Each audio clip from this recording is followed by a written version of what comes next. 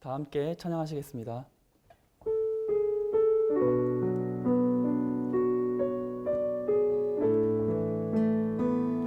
주 하나님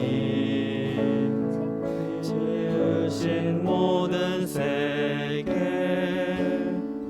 내 마음 속에 그리어볼 때 하늘의 별 울려 퍼지는 내 성 주님의 권능 우주에 찾네 주님의 높고 위대하심을 내 영혼이 찬양하네 주님의 높고 위대하심을 내 영혼이 찬양하네 내 주 예수 세상에 다시 올 때 저 천국으로 날 인도하리 나 겸손히 엎드려 경배하며 영원히 주를 찬양하리라 주님의 높고 위대하심을 내 영혼이 찬양하네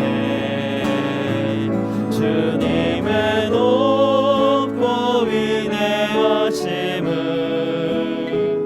내 영혼이 찬양하네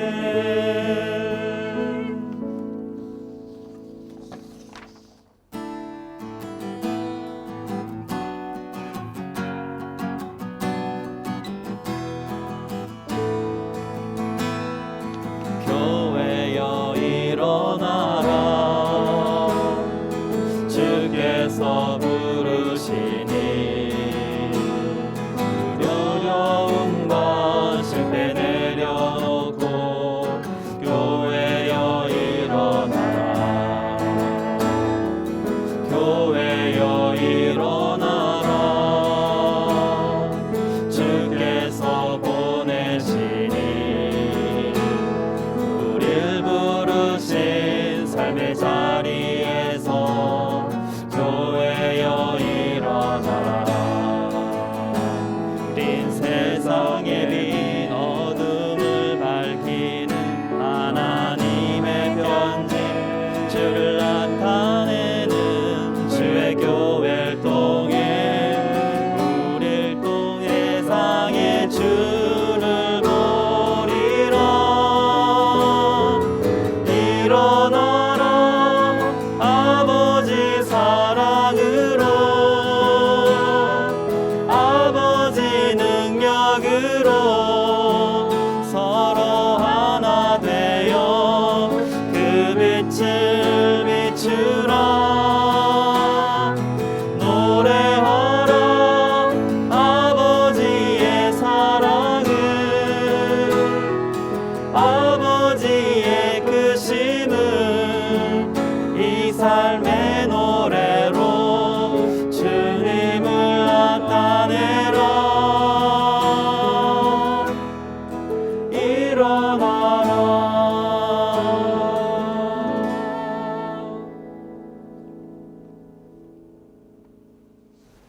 수요사경회를 찾아주신 시청자 여러분, 벙커원 교우 여러분 환영합니다. 이경은입니다. 안녕하세요. 안녕하세요, 백민님. 안녕하세요. 반갑습니다. 안녕하세요, 수도사님. 네, 반갑습니다. 반갑습니다. 한문도 목사님 안녕하세요. 네, 생명사랑교회 한문덕입니다. 네, 와. 어떻게 한 주간은 또 어떻게 잘 지내셨나요? 잘 지냈습니다. 잘 지내요? 한 주가 참 빠른 것 같네요. 너무 빨라요. 그렇죠. 뭐 이렇게 시간이 빨리 가는지 모르겠어요. 벌써 구정이에요. 1월에 반이 지나고 이제 구정을 이제 바라보고 있습니다. 요즘에 설날이라 그러죠. 그죠? 설날이라 그러죠? 네. 구정은 아, 말. 옛날 사람. 옛날 저희 사람 다음 수고했습니다. 주는 그럼 휴방인가요? 네, 다음 예. 주는 못합니다. 네, 다음 주는 휴방이고요. 네, 그렇습니다. 수호사님은 헤어스타일이 또 좀 약간 바뀌셨습니다. 좀 다듬으셨나요? 전문가의 솜씨를 좀 빌렸습니다. 아, 네, 그래도 깔끔해지셨네요. 아저씨는 아니더라고요. 아저씨 있죠. 어떻게 목사님 오늘은 뭐 바로 네, 그냥 오늘 바로 들어가면 좋을 것 같은데요. 네, 그렇죠. 예. 바로 들어가는 게 나을 것 같아요. 이제 오늘. 지난주가 네. 우리가 여러분 기억하실지 모르겠는데 코로나가 우리나라에서 발발한 지 딱 2년 지난 날이었어요. 기억? 2년이네요. 예, 세상에. 2년 딱 지난 거였거든요. 네. 18일인가 뭐 그때쯤 네. 아마 그때쯤으로 기억하는데 그래서 오늘은 우리 사도행전에 오늘 말씀하고 네네. 그다음에 이제 포스트 코로나라고 그러죠. 예, 그래서요. 코로나가 네. 발생한 그 이제 이후의 삶 포스트 그러니까- 코로나라는 거는 네.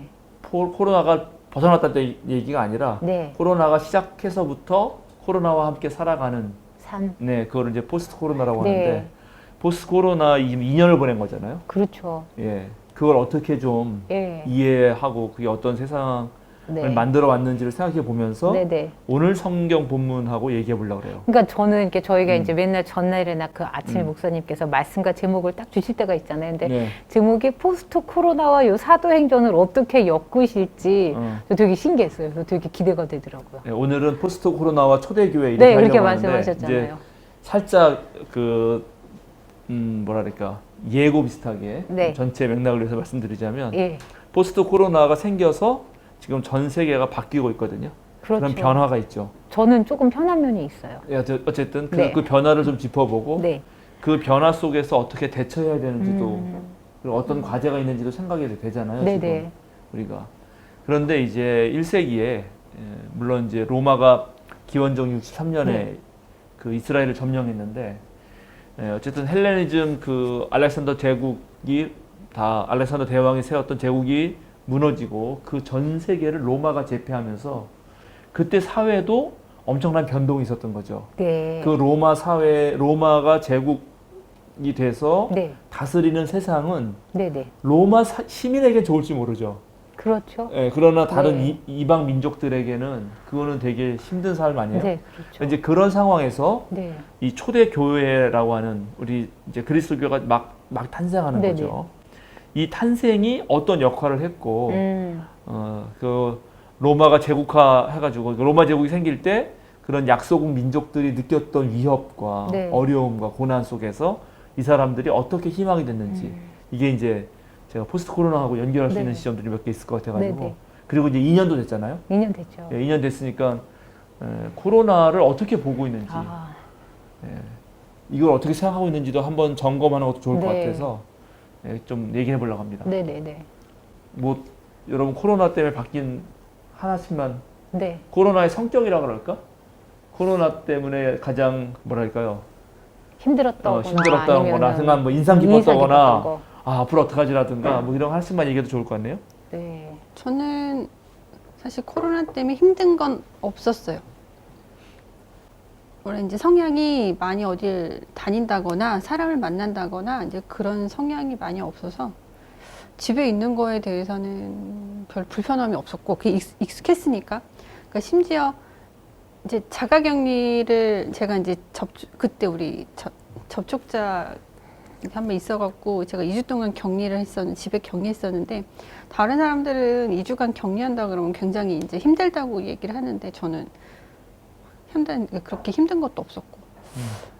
근데 사실 이제 그런 걸로 인해서 불편함도 많이 없었고 사람들 접촉이 없었다고 해서 그런 것도 없고 그리고 뭐 여행을 못 간다고 해서 굳이 그렇게 답답한 것도 없고 지금도 그렇고 근데 가끔 이제 그런 거 있죠.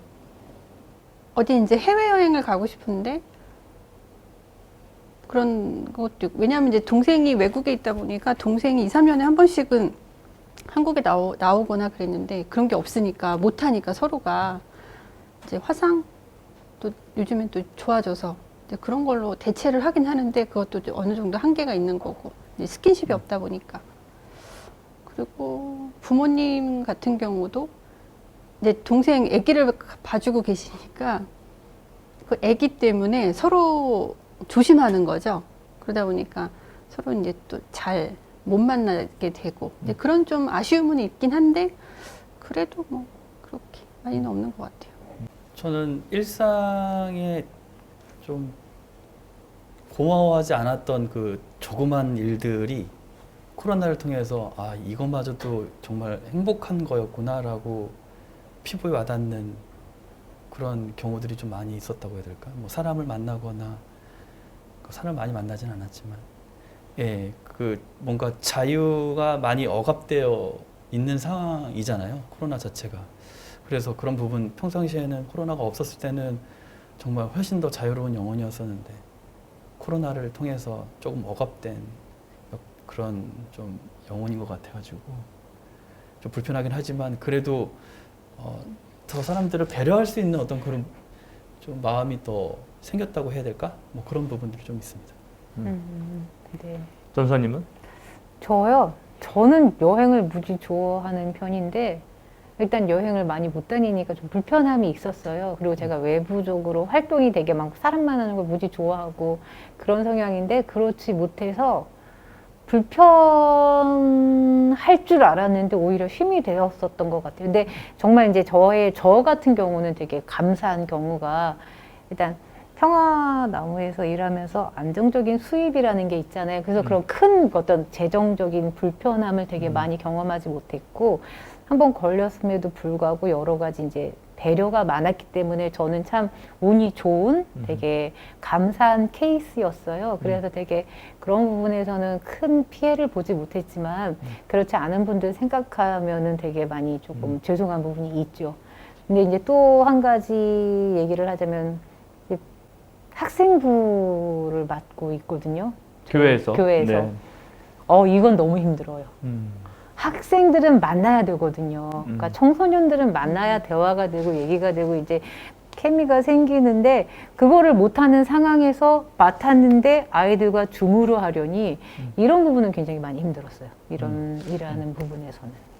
그러셨구나. 네. 그러니까 지금 세 분 얘기를 제가 들으면서 느낀 거는 여러분이 한국에 살아서 참 다행이다 그런 생각 네. 했어요. 한국이 어쨌든 코로나 상황에서는 어떤 면에서는 전 세계적으로 가장 잘했죠. 가장 잘한 것이 사실입니다. 그건 명확한. 2년 지난 시점에서 지금 코로나 확진자가 전 세계에 3억 1,000만 명이 넘거든요. 제가 3억 1,800만인가 그래요.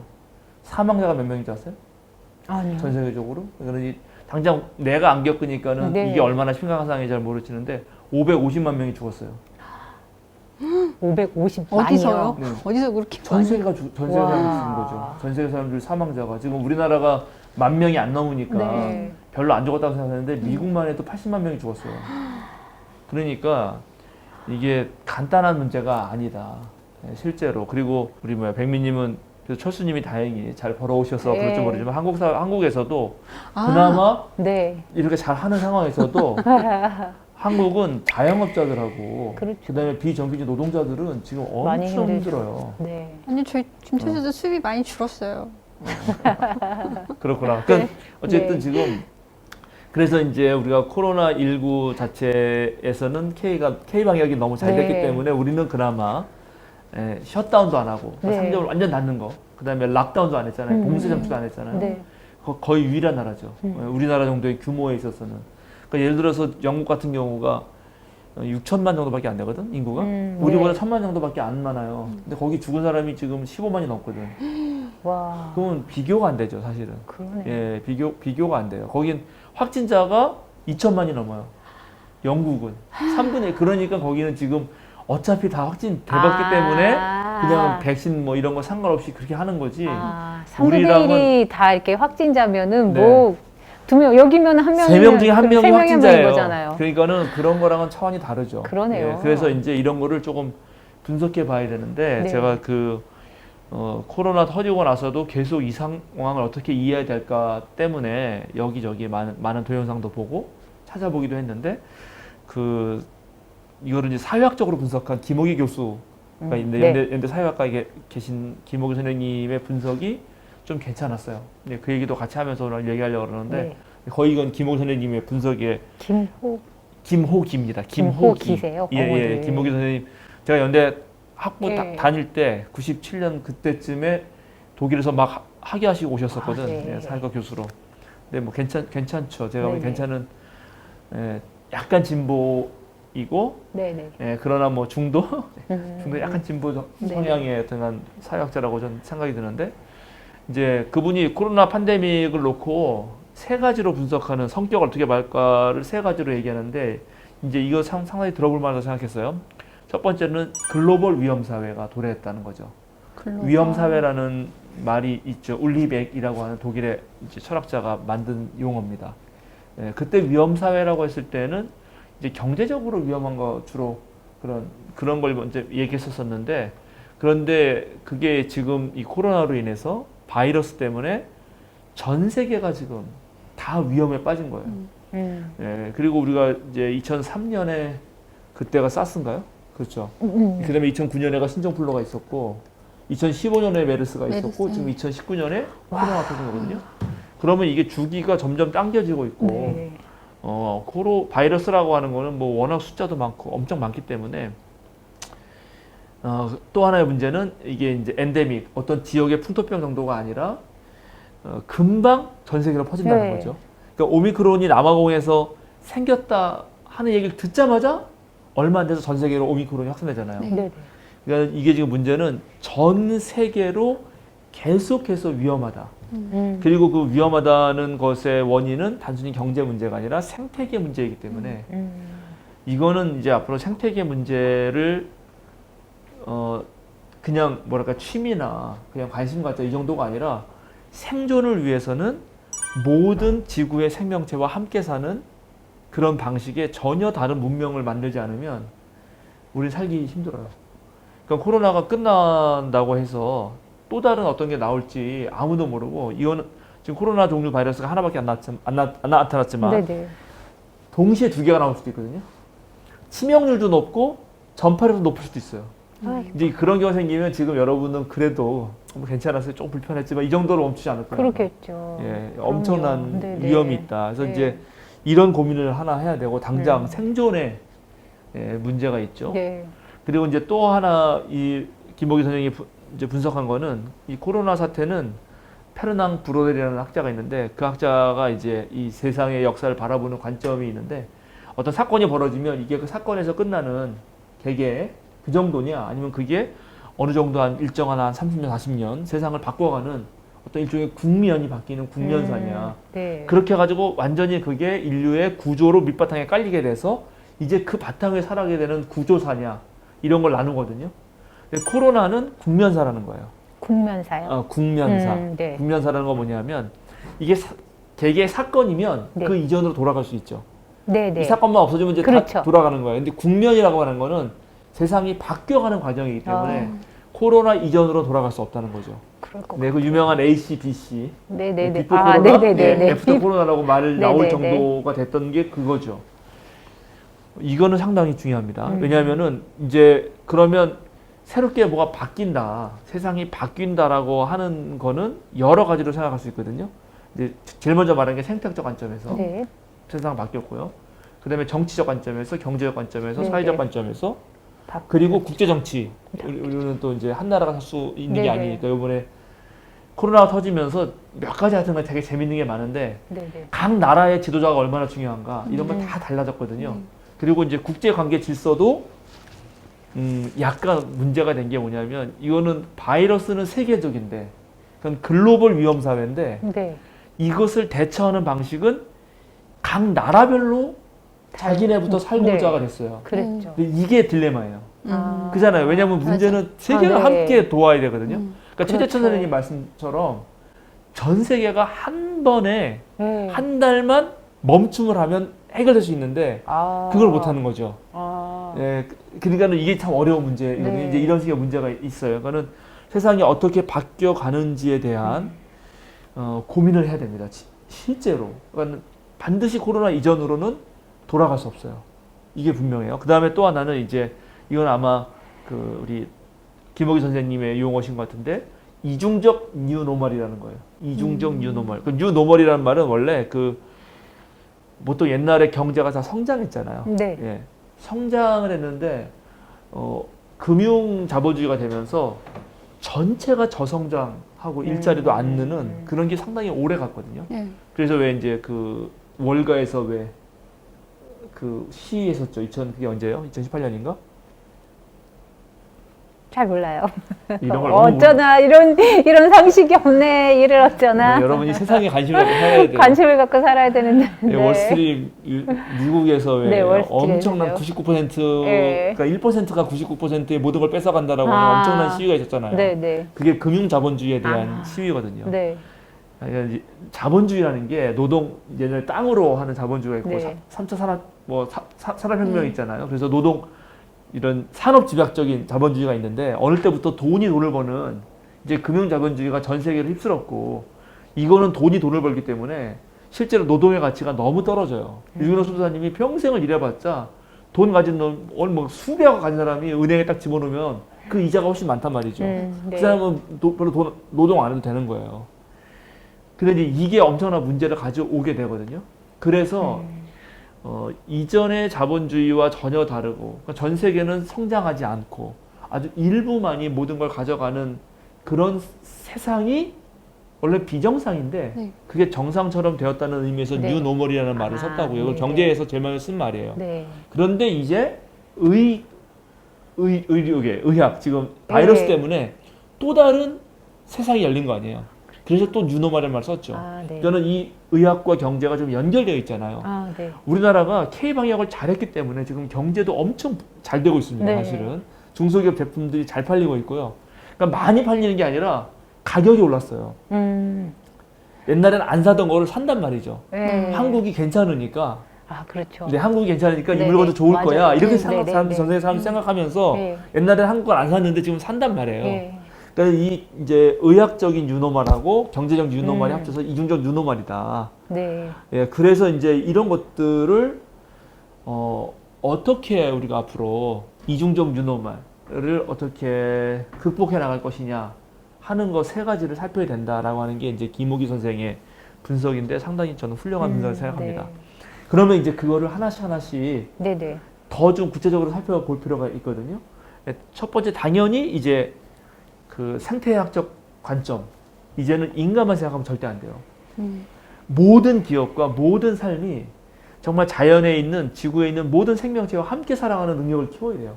이거 진짜 고민해 봐야 되고요. 네. 예.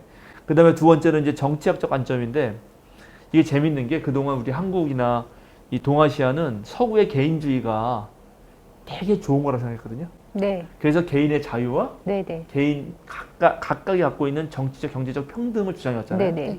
자유와 평등이 특별히 개인의 자유와 평등이죠. 그렇죠. 그게 가장 강력한 가치였어요. 그걸 투쟁해왔고 네네. 그것을 따라하는 것이 선진 문명이라고 생각했거든요. 네, 그렇죠. 그런데 코로나가 터지고 나서는 개인의 자유와 평등도 중요하지만 공동체의 안전도 중요하다. 그에 못지않게 네. 중요하다라는 걸 깨닫게 된 네, 거예요. 네. 그러면서 이제 국가가 기환했죠. 왜냐하면 국가의 중요성 이거는 개인이 네. 지금 나 혼자 잘한다고 되는 게 아니에요. 이건 국가가 그렇죠. 체계적으로 지금 우리나라처럼 네, 네.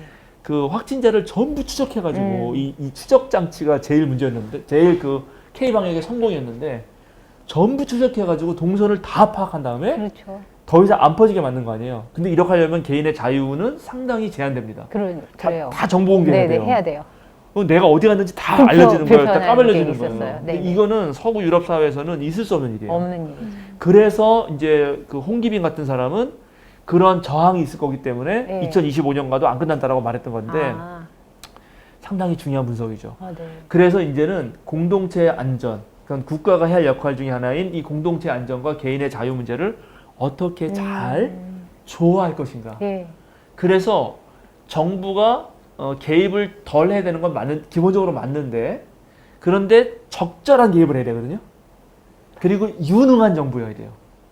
유능하지 못한 정부는 다 망했어 지금 사실은.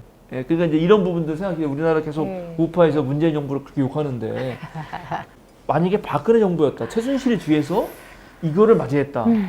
글쎄요. 메르스 때가 박근혜 정부 때잖아요. 근데 이제 그런 고민들이 있는 거죠. 바로 이제 이런 걸 생각해 봐야 된다고 저는 생각이 드는 거고. 그 다음에 이제 경제도 마찬가지입니다. 경제는 네. 여태까지 어떻게 왔냐면 아까 금융자본주의 탄생한 거는 시장에 맡기라는 게 대세였어요. 네. 예, 시장에 맞아요. 맡겨라. 잘 시장이 네. 알아서 다 할 거다. 네네. 그러나 이제는 그것은 안 된다는 걸 알게 된 거죠. 음. 다시 케인즈주의라고 해서 국가가 또 적절한 개입을 해야 되고 어느 정도 다 세수 걷었으면 그걸 가지고 풀 건 풀고 네. 뭐 이렇게 조정을 해야 되는 걸로 바뀌었다는 거고 그 다음에 이제 사회문화적 게 엄청 바뀌었는데 이건 이제 아까 조금 더 얘기했던 거예요. 네네. 우리 언택트 시대라고 하는 거. 네. 예, 이게 엄청 발전했죠. 지금 4차 그렇죠. 산업혁명이 순식간 달려왔고요. 아주 급속하게 빨리 온 거예요. 그리고 우리나라의 아주 특성, 일단 나라가 작아요. 음. 그리고 택배 이런 걸 너무 잘해. 근데 미국 같은 경우는 너무 멀잖아요. 네. 그러니까 택배 같은 게 안 될 그렇죠. 수밖에 없어요. 네. 땅덩어리가 크니까. 그리고 우리 이제 김대중 정부 시절에 워낙 그 인프라 구축을 잘 해놨기 때문에 네. 그러니까 그런 것들이 잘 쌓여서 너무나 우연찮게 이게 잘 맞은 거거든요. 네. 지금 이런 것들이. 네. 그런데 이제 그런 사회문화적 변동이 있어요. 그런데 문제는 이 4차 산업혁명은 언택트 시대에 맞는 생활 방식을 익힌 사람에게는 매우 유리하죠. 그렇죠. 그렇죠. 근데 그것을 익히지 못한 사람들에게는 엄청나게 힘들 거예요. 그러니까 예를 들어서 키오스크가 생겨서 네. 뭐 그걸 작동하는 거에 되게 어려움을 갖고 있는 어른들이 롯데리아 가서 햄버거 하나 제대로 못 사 먹는다 그렇죠. 이런 말들을 하시잖아요. 네네. 그런 것처럼 지금 온라인으로 다 이걸로 하고 이걸로 할 때 네. 그래서 이제 그런 가상 세계를 다룰 수 있는 사람과 그렇지 못한 사람 사이의 사회적 양극화. 예, 그렇죠. 그렇죠. 예, 그러니까 이제 그런 문제들 생각해 보면 아까 정치 경제 문제와 연결해서 생각해 보면 사회적 양극화가 훨씬 심해집니다. 이거는 코로나는 대단히 불평등하게 다가올 거예요. 이거는 지금 다 괜찮다고 하는 거는 나름대로 괜찮게 살고 있기 때문이에요. 그렇죠. 맞아요. 예. 어느 그런데 지금 정도 우리나라에서도 어떤 계층들은 네. 엄청난 위기와 불안으로 다가옵니다. 네. 바로 생존의 문제로. 예, 특히 그렇죠. 이제 뭐 최근에 뭐 2년간은 자영업자하고 비정규 노동자들이 제일 많이 힘들었는데 그런 부분들을 고민해야 되고 아까 이제 국제정치 문제를 좀 얘기했죠. 우리나라는 잘 하고 있고 근데 어떤 나라는 진짜 못하죠. 지금 3억 몇 명이라고 제가 그랬지만 그것도 통계에 잡히는 나라지 그 통계조차 못 잡는 나라도 있잖아요. 그럼 훨씬 더 많을 거예요. 그러면 이제 그런 데를 어떻게 돕느냐가 대단히 중요한 문제인데 근데 놀랍게 지금 세계는 그렇게 안 하고 각자 살기를 선택했단 말이죠. 그 미중 갈등이 심해지고 옛날에 호주에 불 났을 때도 유엔이 작동하지 못했잖아요. 그 정도 호주에 불이 났으면 유엔이 작동해야 되거든요. 근데 그걸 못하고 있으니까 이런 게 지금 과제로 남는 거죠. 자, 제가 이런 얘기를 왜 한참 했냐면 네. 이런 비슷한 위협이 로마가 전 세계를 제국주의적 방식으로 석권했을 때 생겼다는 것입니다. 자, 생각 한번 해보시죠. 전염병이 있었나요? 그러니까 로마 자 지금 다 자유롭잖아요. 네. 어느 날 갑자기 다 종이 된다고 생각해 보세요. 제가요? 그렇지. 왜요? 그러니까 지금은 그걸 그러니까- 제가 이해를 못 하는데 그러니까 로마의 집권 자체가 코로나 같았다라는 말씀이신 그런 거예요? 거죠. 글로벌 위험 사회가 된 거죠. 로마의 집권으로 인하여 당연하죠. 글로벌 위험 사회가 그 당시에 닥쳤었다. 닥쳤다라고 봐야 되는 거죠. 그랬었다. 예, 그러니까 로마의 편에 있는 사람이야 괜찮지만은 로마가 자기 나라가 아닌 그때 당시 유럽 전체 사회의 그런 소수 민족들부터 시작해가지고 그는 식민지 지배를 당하는 백성들의 삶을 생각해야 되는데 그 사람들은 이제 글로벌 위험 사회가 된 거예요. 그런 건가요? 그러니까 이제 이런 것들을 딱 얘기했을 때 여러분이 다 알아야 되는데 그게 안 하다요. 그런 감이 안 하다. 그게 감이 안 하지. 하다요. 우리 그 왜 그렇지? 일제시대 때 예, 뭐 이렇게 되는 그런 거예요. 느낌인 건가요? 그거 당연하죠. 그러니까- 일제 시대 때를 생각해 보세요. 그러면 우리는 언제든 일본 순사에 의해서 끌려가서 언제든 징용당할 수 있고 언제든 내 물건을 약탈당할 수 있고 내 언어를 쓸 수 없고 언제든 성노리개로 쓰였어야 됐어요. 그게 시시때때로 다가올 수 있거든. 네. 로마에 잘 보이느냐 보이지 않느냐에 따라서. 그러니까 이제 이런 시대적 상황을 여러분이 좀 생각하고 있어야 그때서 이 지금 초기 교회, 초대 교회의 사람들이 했던 행동이 네. 그런 글로벌 위험 사회, 로마 제국으로 표시되는 로마 사람들이 좋지만 글로벌 위험 사회를 어떻게 극복해냈고 그것이 궁극적으로 로마가 해결책이 아니라는 거를 밝혀냈는지를 알게 되는 거거든요. 그러면은 로마 이 음. 사람들이 만약에 코로나 로마 시대를 굳이 비교하자면은 이 로마라는 이 자체가 단순히 로마만이 아니라 그 전 어마어마한 지배력을 행사했잖아요. 그렇죠. 어마어마한 지배력을 행사하면서 본인의 작국의 이익을 추구하기 때문에 그렇죠. 그 밑에 있던 작은 국가들, 로마의 지배받는 국가들은 그만큼 어려운 사회에 있었었다. 음흠. 그런 상황에서 음흠. 로마는 자기 스스로 자기들이 해답이라고 말했었던 건데 그렇죠. 그 밑에 있는 자, 국가들은 그게 전혀 아니었던 그렇죠. 이 상황인 거죠. 네. 기본적으로 로마라는 거는 지금 우리 이탈리아에 있는 그 로마 아닙니까? 로마시. 네, 그 로마가 다른 나라를 그럼 어떻게 자기 나라로 만드는 거죠? 첫 번째? 싸웠겠죠. 당연히 전쟁이겠죠. 전쟁이잖아요. 네. 전쟁을 안 겪어봤으니까 우리 저도 안 겪어봤지만 그렇죠. 그러니 전쟁 영화를 한번 보시라고요. 네네. 가만히 집에 있는데 와가지고 죽이는 거예요, 그냥. 그렇죠. 그러니까 여러분이 그런 사회적인 그 배경을 좀 알고 상상력을 가지고 좀 감정이입을 해야 되는데 감정이입이 안 돼. 네, 여러분들 다 사실은 이제 이미 우리는 편한 21세기에 세상에 살고 개인주의 있어. 사회에서 스트레스. 나의 네. 요 정도에만 늘 있기 때문에 많이, 그게 쉽진 네. 않은데 네. 그렇다간 뭐 이렇게 하셔야지 됩니다. 이거 하셔야 네. 그래야 성경이 되게 그 리얼한 나한테 오늘날 도움이 되는 말씀으로 다가와요, 네. 사실은. 네, 근데 네. 그런 게 좀 어려우시지. 네. 어려워요. 뭐 어쨌든 일단 그렇다는 거예요. 네네네. 그거는 알렉산더부터 시작돼서 로마에 이르기까지 옛날에 다 각각 자기 부족대로, 자기 민족대로, 자기 국가대로 잘 살았단 말이죠. 네. 그런데 그걸 하나로 통틀어 가지고 거대 제국을 만든다는 거는 그 주교 세력에 있어서는 그것이 영광이고 아주 뭐 멋있고 자기네들의 힘을 과시하는 거고 뭐랄까 승리지만 네. 거기에 전부 다 정복당하는 백성들을 생각해 보란 말이죠. 네. 우리의 관점을 어디에 놓냐에 따라 다른 거예요. 네. 그래서 관점을 거기에 놓으면은 아무리 로마 밑에서 좀 잘 보였다 하더라도 내가 주인은 아니잖아요. 그렇죠. 계속 누군가의 눈치를 보고 살아야 되거든요. 음. 이제 그런 것이 하나의 엄청난 변화였고 그 변화를 다시 변화시키려고 하는 조그만 무리들이 생기는 거예요. 근데 이 무리들이 하는 행동이 결국 바꾸는 거거든요. 세계를. 로마 제국을 바꿔서 나중에 로마가 그리스도교화가 되잖아요. 네. 그래서 이제 그런 과정에 지금 첫 탄생을 보는 건데 네네. 그것이 지금 사도행전에 그 씨앗을 내가 보고 있다는 거죠. 아, 네. 그래서 우리가 이제 그걸 읽어보면서 얘기를 해보려고 합니다. 네네, 알겠습니다. 자, 그럼 이 정도 하고 네네. 일단 또 성경 읽어하면서 더 보면 이해가 될 네네. 겁니다. 네. 오늘은 그냥 쭉 일단 다 읽죠, 뭐. 다 읽을까요? 네, 사도행전 4장 네. 23절부터 37절입니다. 다 한 번에 읽어요? 네, 한 번에 쭉 읽으시죠. 그냥. 알겠습니다. 네. 베드로와 요한은 풀려나는 길로 동료들에게로 가서 대제사장들과 장로들이 한 말을 낱낱이 일렀다. 동료들은 이 말을 듣고서 다 같이 하나님께 부르짖어 아뢰었다. 하늘과 땅과 바다와 그 안에 있는 모든 것을 지으신 주님, 주님께서는 주님의 종인 우리의 조상 다윗의 입을 빌어서 성령으로 이렇게 말씀하셨습니다. 어찌하여 이방 민족이 날뛰며 뭇백성이 헛된 일을 꾀하였는가. 세상 임금들이 들고 일어나고 통치자들이 함께 모여서 주님과 그의 메시아에게 대적하였다. 사실 헤롯과 본디오 빌라도가 이방 사람들과 이스라엘 백성과 한패가 되어 이 성에 모여서 주님께서 기름 부으신 거룩한 종 예수를 대적하여 주님의 권능과 뜻으로 미리 정하여 두신 일들을 모두 행하였습니다.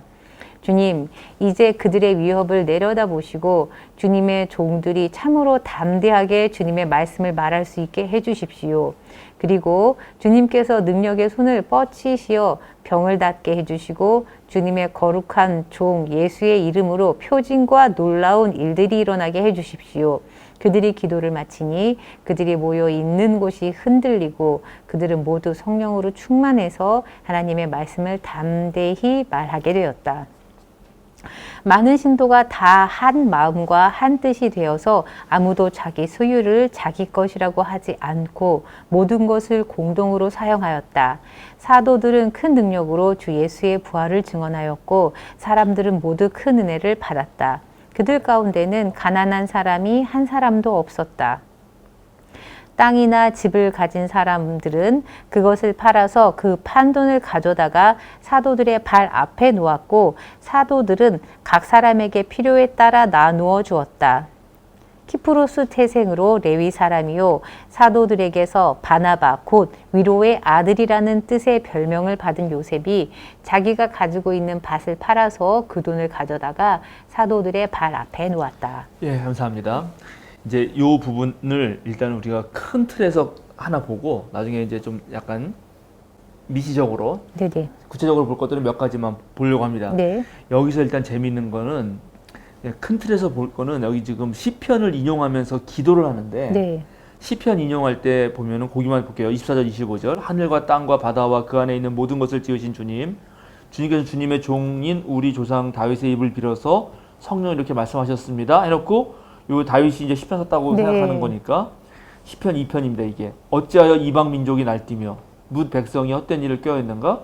세상 임금들이 들고 일어나고 통치자들이 함께 모여서 주님과 그의 메시아에게 대적하였다. 이렇게 말해요. 네네. 요 시편의 말씀들, 그러니까는 모든 민족들이 들고 일어나서 하나님하고 대적하였다. 네. 라는 것이 지금 요 베드로를 대표로 하는 요즘 초기 교회 네. 요 공동체의 세상 인식이죠. 네. 이게 제가 이제 말하는 로마 네. 제국 사회를 보는 거예요. 그래놓고 바로 27절에 사실 헤롯과 본디오 빌라도가 이방 사람들과 이스라엘 백성과 한패가 되어 이성에 모여서 주님께서 기름 부으신 거룩한 종 예수를 대적하여 뭐 이렇게 네네. 나오잖아요. 네.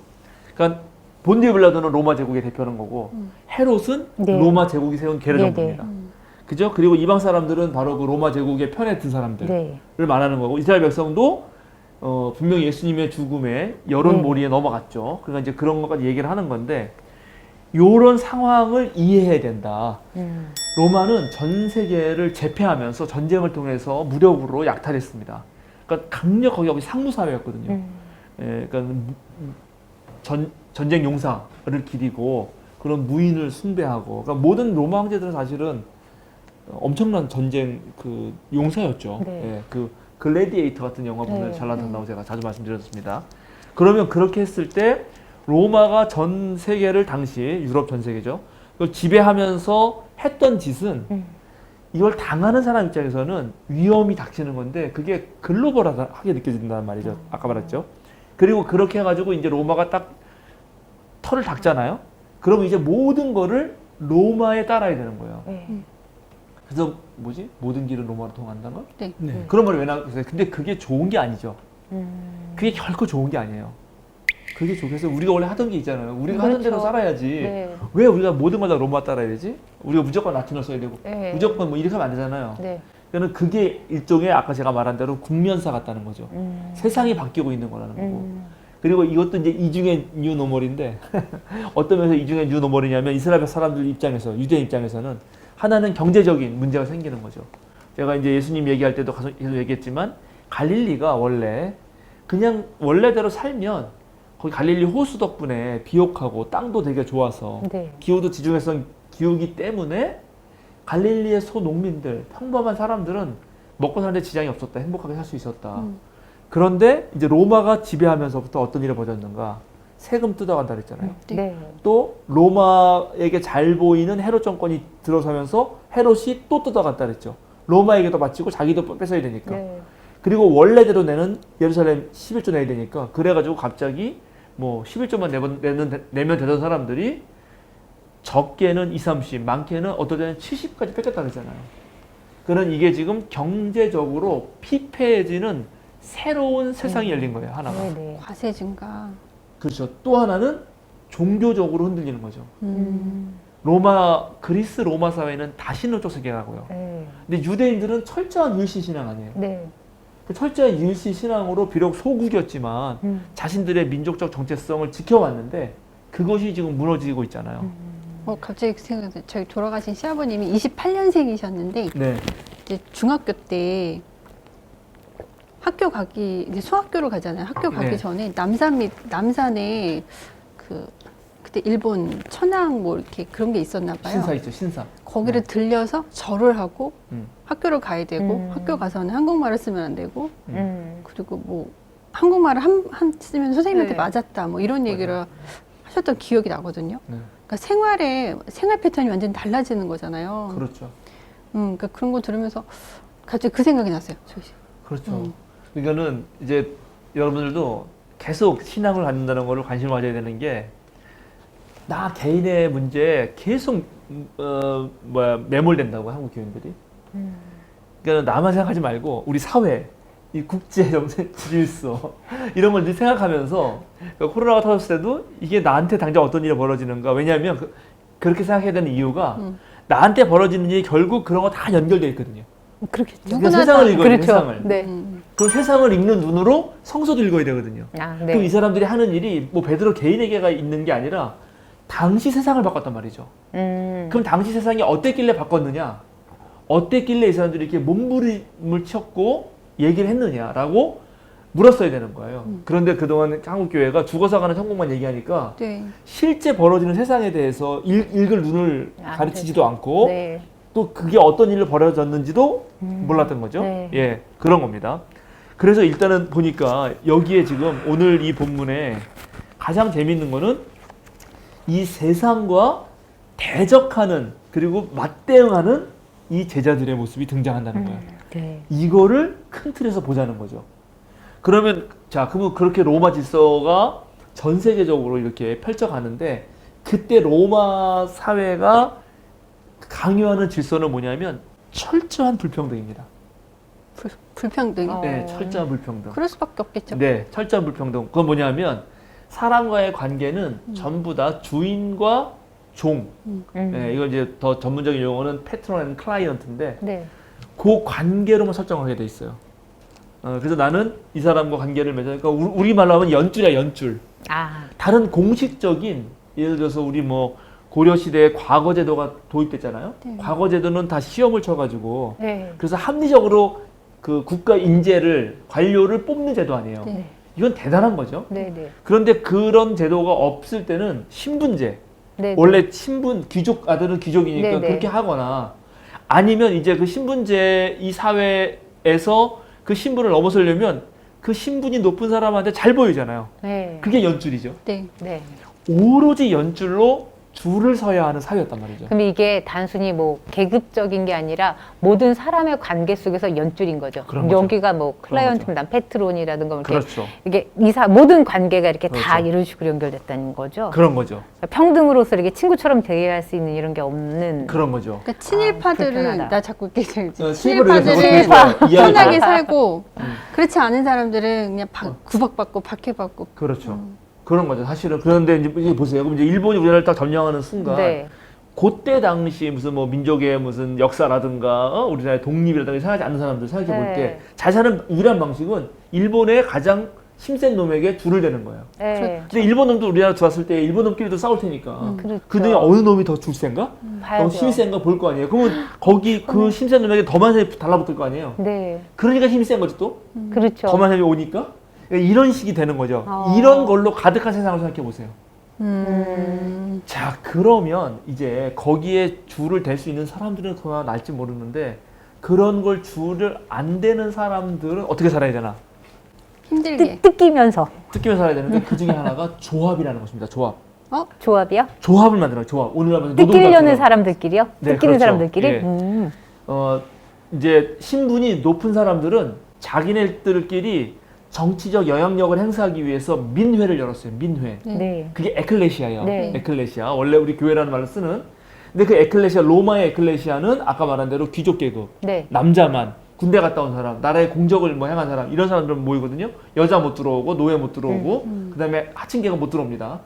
그러니까 그게 진짜 무슨 에클레시아냐 이러면서 초기 기독교 공동체가 우리가 에클레시아다라고 말하면서 그걸 쓰는 네. 거거든요. 우리 다 들을 수 있으니까. 네. 그러나 어쨌든 현실적으로는 그거는 그렇게 이 사람들이 초대 교인들이 이상적으로 표현했을 뿐이고 현실적으로 그런 사람들이 에클레시아예요.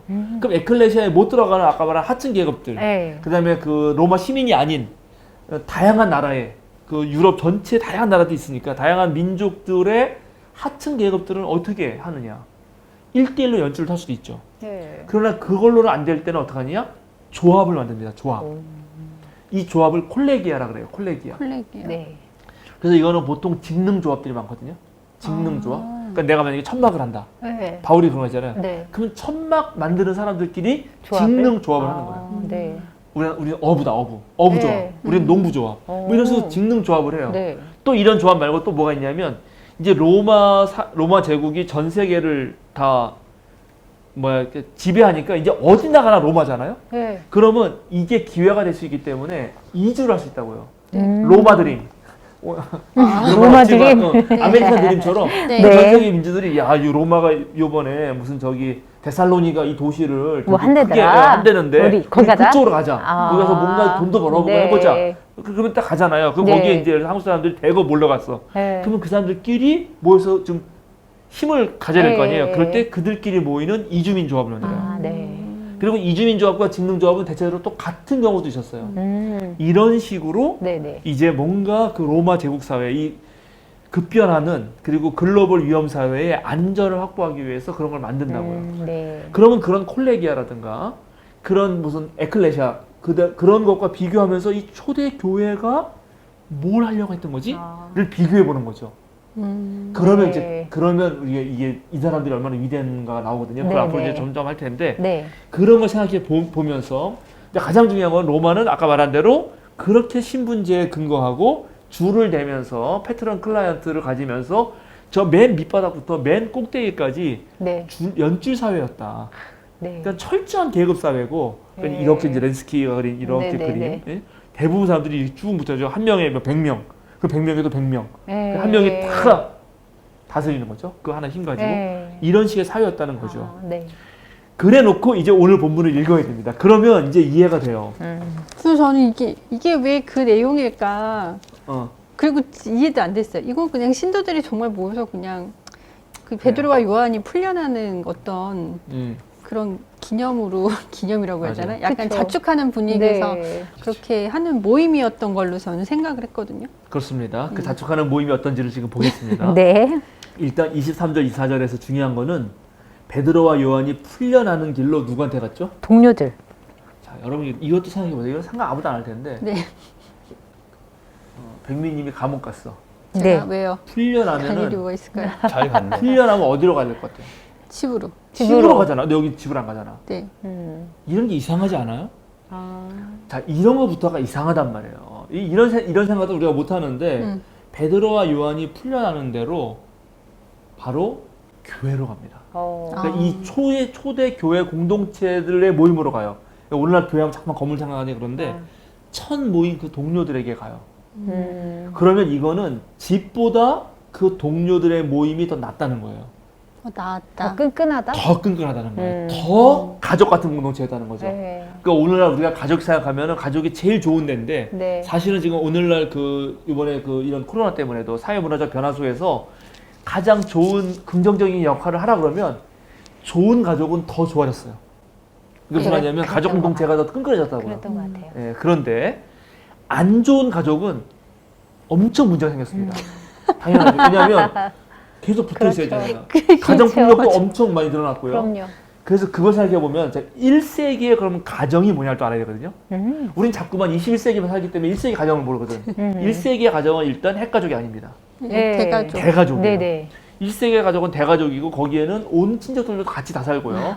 그 다음에 종과 노예가 있어요. 네. 그렇죠. 주인이 있어요. 네. 그리고 거기에 이제 일부 다처가 가능했었기 때문에 그러시죠. 그 다처 사이에 나온 아이들 사이에 이 아버지 하나를 두고 묘한 그 네, 권력 있겠어요. 관계와 시기와 질투가 가득한 곳이에요. 음. 자, 그럼 1세기 가정이라는 게 좋기만 할까요? 아니요. 절대 아닙니다. 자, 제가 그래서 우리가 예수님 얘기할 때도 얘기했지만 예수님이 나를 따라올 때 다 버리는데 네. 돌려받을 때 아버지 못 돌려받는다고 예, 얘기했죠. 기억나죠? 말씀하셨어요. 기억나요. 왜냐하면 아버지가 권력의 상징이었기 네. 때문이에요. 그 아버지 한마디라면 모두 머리를 숙여야 되는 네. 거고 그럼 거기는 오히려 사랑과 무슨 이런 평등이 아니라 아버지의 강력한 힘에 의한 네. 그런 권위와 네네. 권력이 작동하는 곳이란 말이죠. 아.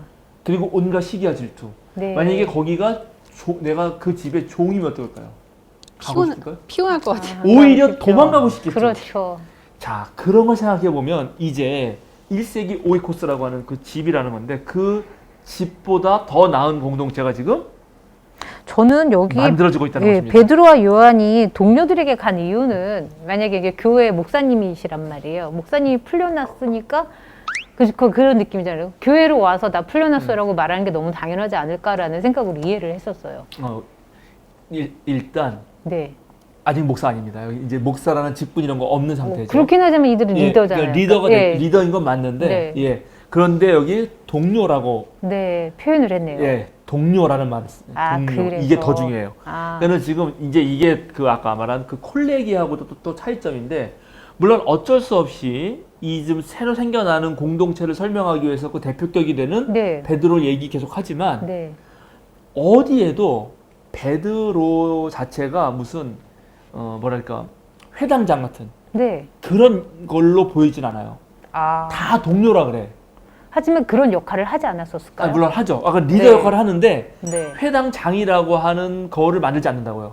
이게 이제 이게 더 연구가 필요한데 초대 교회가 만들어질 때 독특한 특징은 뭐냐면 조직 체계를 갖추는 거가 너무 느리다는 거예요. 아, 그러면 이렇게 움직여졌으면 조직 체계가 아직 없는 상황에서 네, 네. 그냥 리더가 그냥 우리 똑같은 무리인데 뭔가 좀 네. 적극적인 사람이어서 앞에 나서서 일을 했었다라는 그런 개념인가요? 그런 거죠. 그러니까 예수님의 제자들이 우선 먼저 사도들이 이렇게 리더가 돼서 움직였던 조직 아니었던 거예요? 그러니까요. 그러니까 그건 네. 맞는데 네. 그러니까 당연히 그럴 수밖에 없는데 네. 그렇다고 해서 오늘 제가 아까 목사라고 했잖아요. 그럼 네. 목사, 장로, 권사, 예, 집사, 예. 평신도, 뭐 그다음에 네, 네. 세교우, 뭐 이렇게 해가지고 마치 무슨 이렇게 계열이 있는 것 네, 같잖아요. 예, 예. 그러니까 목사가 모든 권위가 있고 예. 그런 게 아니었다는 거죠. 아, 지금 그러니까 베드로와 요한은 어쨌든 하나님 나라 복음을 전하는데 먼저 네. 나선 사람들이고 네. 함께 모두가 하는데 이 사람이 그 역할을 했을 뿐이지 그러니까 너는 우리의 장이야 아. 이런 게 아니었단 말이죠.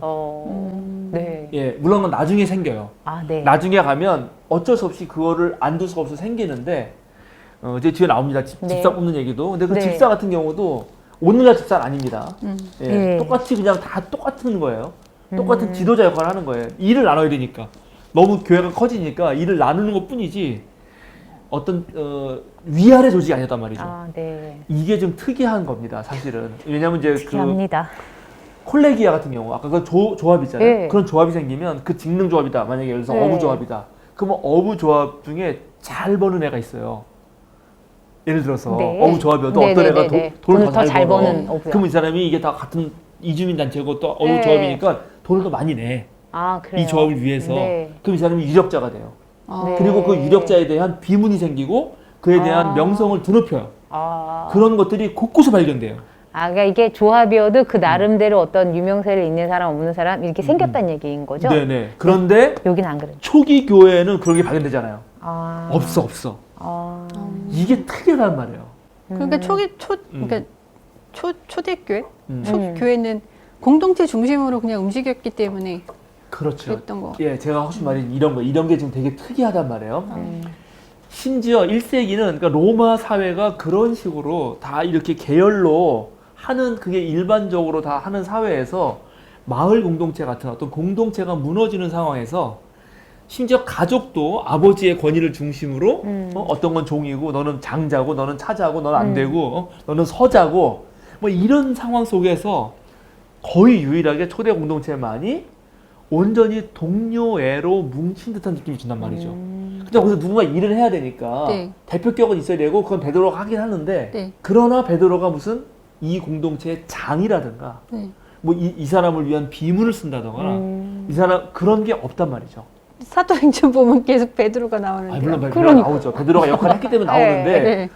아니면 예를 들어서 아, 이제 비석이나 이런 건 없다. 아니 이렇게 합시다. 만약에 평화나무가 있어요. 네. 평화나무 일을 제일 많이 해. 네. 윤호수다가 제일 많이 해. 그 윤호수도사 이름이 계속 나오겠죠. 제일 많이 하니까. 네. 제일 이끌고. 네. 네. 근데 윤호수도사들이 이사장이란 말을 안 주잖아요. 네. 네. 그건 또 다른 문제예요. 아. 이사장이라고 말을 붙이는 거하고 그리고 그런 조직을 만들라고 이 사람 밑에 사무총장 네. 거기에 사무 직원 두는 거하고 누가 열심히 일을 해가지고 그 사람을 중심으로 가는 거는 또 다른 문제다. 아, 그렇죠. 다른 문제이긴 하죠. 다르죠. 그 왜냐면 달라요. 그렇게 이해가 됩니다. 이게 왜냐면 이사장이 있으면 머리가 나쁘다. 이사장이 직원을 뽑는 권한이 생기고 맞아요. 그 권한이 생긴 사람에게 잘 보여야 되고 맞아요. 거기 줄을 서게 되는 거예요. 네. 그런데 그런 직함이 없고 직위가 없이 누가 대표를 하면 그 사람이 잘 볼 필요는 없어요. 없어요. 네. 이건 공동체가 그냥 함께 하는 것 뿐이에요. 그러니까요. 그리고 그 사람이 그 일을 했다고 해서 그 사람이 뭐 어떤 특별한 권한을 더 맞아요. 내세울 수도 없고 내세우지도 않아요. 그런 것도 내세워도 안 아니란 되고. 말이죠. 그렇죠. 그러니까 새로운 지금 뭐라 그럴까? 새로운 공동체의 모형이 탄생하는 거예요. 네. 그게 이게 유독 특이했다라는 거예요. 그래서 동료들에게 간다는 게 재미있다는 것입니다. 아, 첫 네. 번째. 그래서 이거를 여러분이 기억해 주시면 좋겠고요.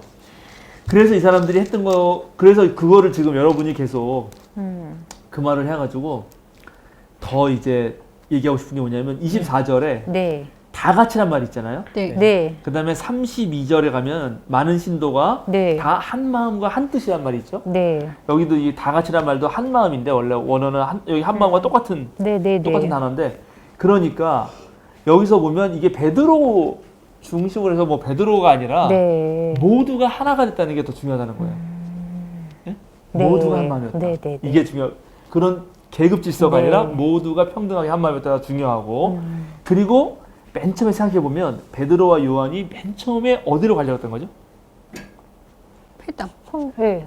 성전. 아니 성전. 네. 맨 처음에 성전에 가려고 기도하러. 그랬잖아요. 네. 네. 근데 결국 계속 얘기하지만 성전에 안 갔죠. 네. 못 갔네요. 못 갔고 네. 장애인 치료했고 근데 문제가 생겼고 감옥 갔고 네, 그리고 나중에 결국 모인 곳은 이 동료들이 모인 곳입니다. 그러네요. 그러니까 이걸 전체를 놓고 보면은 궁극적으로 이제 성전에서 이탈해가지고 새로운 공동체가 생기는 거예요. 아. 이제 이게 점차적으로 유대교에서 그리스도교가 생겨나는 과정을 그 거시적으로 보면 보여주는데 네. 자, 성전은 마찬가지로 어때요? 대제사장이 있잖아요. 네. 네. 제사장이 있고 네. 그 밑에 사제들이 있고 네. 그 다음에 또 레위가 있고 네. 쫙 있는 거 아닙니까? 있어요. 그거 또 다르죠. 알겠죠? 다르네요. 그러니까 네. 지금 이게 이런 거를 생각해 보자는 겁니다. 예.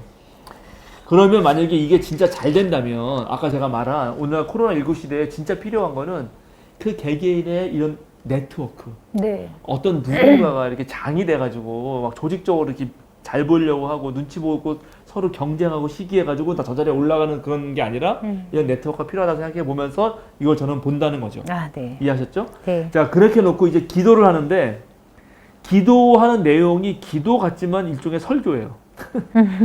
그죠? 네. 예, 왜냐면은 하늘과 땅과 하는 하나님 부르고요. 그 창조주 하나님을 부르고 네. 그 다음에 거기서 그 창조주 하나님이 주님의 종인 다윗의 입을 빌어서 시편을 얘기했다. 예. 그래 놓고 또 예수님을 부르는데 예수님이 기름 부으신 거룩한 종이라고 말하면서 그 많은 세상의 대왕들, 세상의 권력자들은 예수님을 대적했지만 죽이려고 했지만 그러나 하나님께서는 바로 이 예수님을 통해서 그죠? 모든 일들을 행했고 또 그리고 이제 그들이 여전히 우리도 위협하고 있는데 이제 우리가 담대하게 말할 수 있게 해달라고 기도하죠. 29절에. 네. 그리고 30절에 주님께서 능력의 손을 펼치시고 병을 낫게 해주시고 주님의 거룩한 종 예수의 이름으로 표징과 놀라운 일들이 일어나게 해달라고 기도합니다. 네. 자, 이제 요 맥락을 또 몇 가지를 봐야 되는데요. 자, 여기서 첫 번째는 아까 맨 처음에 제가 말했듯이 여기에 지금 예수님과 예수님의 뜻을 따르는 동료들이 한쪽 편에 있고요. 네. 이 반대편에 있는 사람들은 일단은 세상의 권력자들이에요. 예. 그러니까 이거는 분명히 오늘을 생각해 봐야 돼요. 오늘날 이 세상의 권력을 잡고 자기 멋대로 하는 사람들과 여기에 맞서서 뭔가 시민들의 평등한 공동체, 공동체를 배려하는 자유로운 개인의 평등한 공동체를 만들어서 하는 사람들과의 싸움을 보자고요. 어떻게 해야 될 것 같은가? 근데 바로 이때 예수님, 그렇게 평등한 공동체를 만들려고 했던 예수님을 죽인 사람들은 바로 로마 권력이었고 네. 거기에 빌붙은 헤롯이었고 거기에 여론몰이를 당한 그런 이스라엘 백성이었다라고 네. 말을 하는 것입니다. 그러면서 기억하는 것이 누굴 기억하냐면 하나님을 기억한다는 거예요. 난 이것도 되게 재밌었어요. 예수님이 아니라 맨 처음에 기도할 때 하나님이 하늘과 아니라? 땅과 바다와 그 안에 있는 모든 것을 지으신 주님이라고 하나님을 부르잖아요. 네. 네. 그러니까 이거는 이제 두 가지가 저는 생각되는데 이걸 쓴 누가는 아마 진짜 세상을 움직이는 가장 절대적인 주권은 하나님께 있다. 그러니까 저 세상이 아니다. 이걸 말하고 싶은 게 하나 확실해요. 그래서 여기서 주님이라고 부를 땐 큐리아라는 말을 저 세상이 아니다? 어? 아니 그러니까 여기 지금 세상 권력자들이 아니고 아, 네네. 지금 이 세상을 다스리는 분은 하나님이다. 네. 그러니까 싸울 수 있죠. 네. 네. 그러니까 진짜 이 세상과 독재 정권과 맞서 싸우려면은 독재 정권보다 더 높은 가치나 네. 권력이 필요한데 예, 이들에게는 당연히 하나님이 그런 분이죠. 그렇죠. 그래서 여기 주님이라고 네. 부를 때 큐리에라는 일반적인 주님이라는 말을 안 쓰고 뭐라고 쓰냐면 데스포테스라고 하는 훨씬 더 권력지향적인 단어를 써요. 네. 그러니까 하나님이 진짜 주인이라는 거예요. 네. 하나님. 그러면 하나님이 진짜 주인이라면 우리는 그 주인을 따르는 진짜 종이라는 얘기죠. 네. 그러면서 다윗의 이름을 언급하고 예수님의 이름을 언급한다고요. 그러면은 누가 같은 경우는 유대교적 사상이 좀 더 강했던 그 다 건가요? 유대인이니까 예. 기본적으로 그런 걸 갖고 있는 그런 걸 고백하는 거죠. 아, 그러니까 네. 네네. 어떤 그런 거, 그러니까 유대교를 바탕으로 해서, 그러니까 저는 이게 계속 생각을 하기가 유대교는 그냥 갖다 버리고 새로운 그리스도 종교를 만들은 벌써 이미 그런 공동체라고 생각을 했는데, 그러니까 아직 그랬던 거는 아니네요. 아, 그렇죠. 그러니까는 지금 이 새로운 공동체를 만드는 사람들은 유대교를 버린다는 생각 없습니다. 전혀 없는 사람들이에요. 네. 이들도 모두 다 유대교를 갱신하려고 하는 거예요. 그러니까 자기네가 참된 이스라엘인 거예요. 자기네가 진짜 하나님을 섬기는 거지. 네. 그러나 나중에 놓고 보니까 한참 후에 우리가 보니까 이제 유대교와 완전 다른 기독교가 탄생하고 뿐이지 네. 이게 만들어지는 과정에서는 똑같이 성전에 올라가고 똑같이 네. 하나님 믿고 네네. 그러나 아직 그 이전 지금 니네들이 모르는 건 예수님을 하나님이 예수님을 통해서 뭔가 이랬다는 걸 아직 모를 뿐 네. 이걸 알아야 한다는 걸 얘기하고 싶은 네, 거죠. 네, 네. 그러니까 이들이 기억하는 하나님이죠. 네. 첫 번째 그 힘이 있고 또 하나가 그 천지를 창조하신 하나님이라는 거, 창조주 하나님이라는 거죠. 네네. 전 이게 되게 다가왔어요. 이건 이제 내 독법이지. 누가는 저는 생각하지 않은 거고 오늘날도 우리가 정말 천지를 창조하신 하나님 생각해야 되는 거 아닌가? 아까 생태학적 문명에 있어서 그러니까 이 세상의 모든 어떤 세상 권력, 세상 정권이 네. 다 자기네 나라의 이익과 자기네 이익을 위해서 했지만 진짜 기억해야 되는 거는 천지의 창조주인 하나님의 뜻을 생각해야 된다. 그래야지 생명하고도 아까 공존하고 이런 생각은 이제 제가 좀 하나 했고 네네. 그러면서 이제 또 하나 얘기하는 게 여기서 고백하는 예수님의 고백이 나오는데 예수님을 뭐라고 부르냐면 여기도 놀랍게 두 가지가 같이 나와요. 몇 절이냐면 27절에 주님께서 기름 부으신 거룩한 종 예수. 네. 여기서 기름 부으신 거는 그리스도라는 거죠. 네. 메시아예요. 네. 근데 종이죠. 네. 이것도 되게 전 재밌다. 물론 이제 하나님의 종, 야훼 종 이러면 당시에 그냥 종이 갖는 그 비천한 이미지는 많이 탈색되고 하나님이 특별히 세우신 사람이라는 의미가 있지만 네. 저는 그럼에도 불구하고 이 종의 개념과 메시아 개념을 같이 붙인다는 것 자체가 대단한 거 아닌가. 그러니까 오늘날 우리가 뭐 올해 대선도 있지만 진짜 올바른 정부는 어떤 정부인가? 진짜 그 메시아 즉 이런 국민들에게 메시아가 되는 정부, 국민들의 구원을 해주는 정부는 종이어야 되지 않을까? 그러니까 즉 잘 섬기는 정부여야 되는 거 아닌가? 그런 생각을 한다는 거죠. 이런 걸 읽으면서. 근데 대체적으로 사실은 지금 코로나19 시대에 그렇게 못한 정부는 무능했거나 부패한 정부였거든요. 다 자신의 기득권을 누리려는 정부들이 정치적 이해관계 속에서 국민들은 내팽개친 거죠. 네네. 예.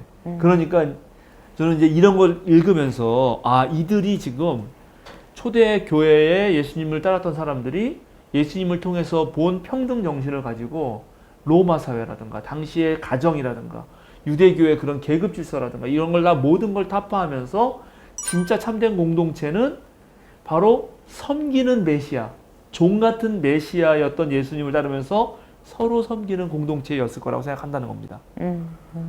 이게 대단하죠. 이게 예수라는 호칭 앞에 종을 붙였다라는 네. 게 참 그 사람들 입장에서는 되게 다 특이했을 거라는 생각이 들긴. 네네. 물론 이제 거룩한 종이라는 말을 붙여서 그렇긴 그렇긴 했지만 한데, 그래도 종이라는 네. 가 내가 정말 존경하는 어떤 위대한 하나님인데 그를 종이라고 불렀다라는 거는 그 당시로선 되게 컸던 것 같아요. 그리고 이제 더 디테일하게 들어가면 여기 거룩한 성인데 이성에서란 말 네. 바로 했잖아요. 네. 그 패를 너무 재밌어요. 헤롯과 본디오 빌라도가 이방 사람 이스라엘 백성과 한패가 돼요. 이성에 모여서 이성이 예루살렘이고 네. 예루살렘이 어떤 성이에요? 거룩한 성입니다. 네. 그죠? 그러면 이거 이 생각을 해보세요. 이제 이런 것들이 아까 말한 유대교에서 탈피하는 건 아니지만 유대교 갱신에 무척 중요한 얘기들인 거죠. 다윗 시대 그 솔로몬 다윗 시대는 거룩한 성이었을 것 같아요. 그때는. 근데 이제 지금 그러니까 이 시대 때에 예루살렘은 거룩한 성이 아니잖아요. 아니면 아니, 성은 거룩한데 모여 있는 사람들이 안 거룩한 건가요? 그러니까는 어떻게 이제 되는 거예요? 우리가 조금 더 이렇게 그 어떤 생각을 해야 되냐면 벌써 우리가 이제 이게 어려운 게 21세기에 살아서 그래요. 그러세요? 여러분은 너무나 개인과 개인의 능력이 출중하고 구체적 사유를 하거든. 그렇죠. 네, 그런데 그래요. 아마 1세기로 가면 예루살렘은 어쨌든 하나님의 도성입니다. 어찌됐든. 어찌됐든 네. 그럼요. 거기서만 하나님 만날 수 있고 네. 어쨌든 대제사장 거룩한 분들이죠. 네. 그냥 그런 것을 이렇게 가끔 저거 너무하지 않나? 이런 생각을 할 수 있어도 네. 아, 그러니까는 뭐 옛날에 그 뭐지 문재인 대통령이 어디 그때 선거할 땐가 고향 내려갔더니 뭐 이 동네 문씨 집안에서도 왕이 나와야 된다 그랬나? 하여튼간 누가 어르신이 그따 내가 들은 것 같은데 뉴스에서 그거는 그분 생각에는 아직도 조선 왕조를 못 벗어난 거거든요. 아, 아직도 민주주의가 뭔지 모르는 거잖아요. 아, 네. 왕 얘기하는 거? 이 전 네. 무슨 뭐 우리 문중에서도 뭐 네. 이런 말들이 말해요. 네. 그거는 그런 생각을 좀 해봐야 되는 거거든요. 근데 이제 그런 생각 속에서 그런데 계속 그거를 지금 이제 바로 이렇게 하면서 뒤집는 거죠. 어쨌든 이런 사유가 바로 이 거룩한 하나님의 성에서 예. 니네들이 한 짓이라는 게 진짜 누구를 죽였는 걸 봐라. 근데 그 예수님이 진짜 예수님이 거룩하다는 거죠. 오히려 이제 거룩한 게 바뀌는 거예요. 아, 그런 공간 중심적 예루살렘 성전이라고 하는 종교, 정치, 문화, 그다음에 경제적 중심지를 예. 해서 이스라엘의 유대교가 지탱된 것이 이제 예수님을 통해서 새롭게 바뀌어가고 있는데 그게 바뀌는 게 옳다고 이 사람은 믿는 거고 그렇게 믿어야 진짜 하나님을 믿는다고 생각하는 거고 이 사람들은. 근데 그럴 때 여기서 만드는 이 사람들이 만들고 있는 공동체는 아주 평등한 공동체라는 거예요. 지금 계속 제가 얘기하는 거는. 그게 로마 질서를 뒤집어 엎는다는 거죠. 자, 그랬는데 그래 놓고 이들이 기도하는 걸 다 보면은 여기 놀라운데 이놈들이 다 잘못해가지고 예수님 죽였다는 얘기를 다 해요. 네. 네. 그런데 기도는 뭐라고 하냐면 주님 이제 그들의 위협을 내려다보시고 그들이 예수님을 죽인 그들이 우리까지 지금 괴롭히잖아요. 네. 감옥 갔잖아요. 네, 네. 그런데 내려다보시고 주님의 종들이 참으로 담대하게 주님의 말씀을 말할 수 있게 해달라는 거. 첫 번째 네. 기도가. 두 번째, 주님의 능력의 손을 펼치셔서 병을 낫게 해주고 네. 주님의 거룩한 종 예수의 이름으로 표징과 놀라운 일들이 일어나게 해달라고 기도합니다. 네. 여기서 놀라운 거는 하나님이 심판의 손으로 저놈들 죽여주십시오라는 기도를 안 한다는 거예요. 근데 저는 반대로 어. 그리고 주님께서 능력의 30절 이 내용이 왜 들어갔는지 되게 궁금해요. 왜냐하면 능력을 그러니까는 긍정적이고 건설적인 방식의 네. 새로운 변화된 능력을 보여주는 것으로 세상을 바꾸려고 하지. 네. 기존에 있는 이런 놈들에 대하여 죽여달라든지 심판해달라든지 없애버린다든지 이런 기도를 안 한다는 거지. 새로운 세상을 만들어가는 것에 훨씬 더 집중되어 있어요.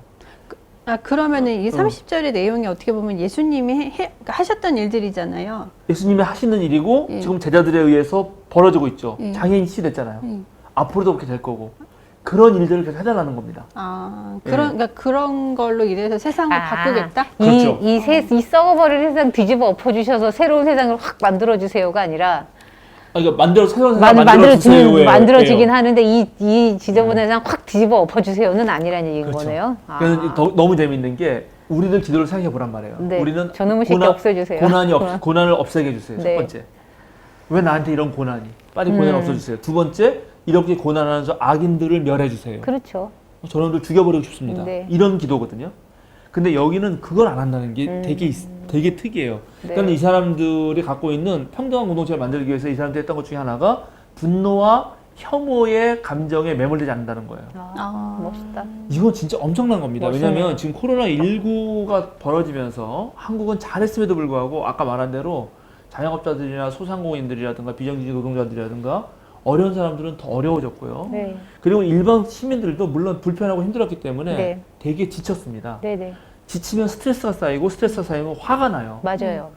그리고 그 화는 다양한 방식으로 표출돼요. 네. 지금 외국에서는 인종차별로 표출됐고요. 네네. 가정에서는 가정폭력으로 드러났고 정부에 대한 시위. 그렇죠. 그렇죠. 그럼요.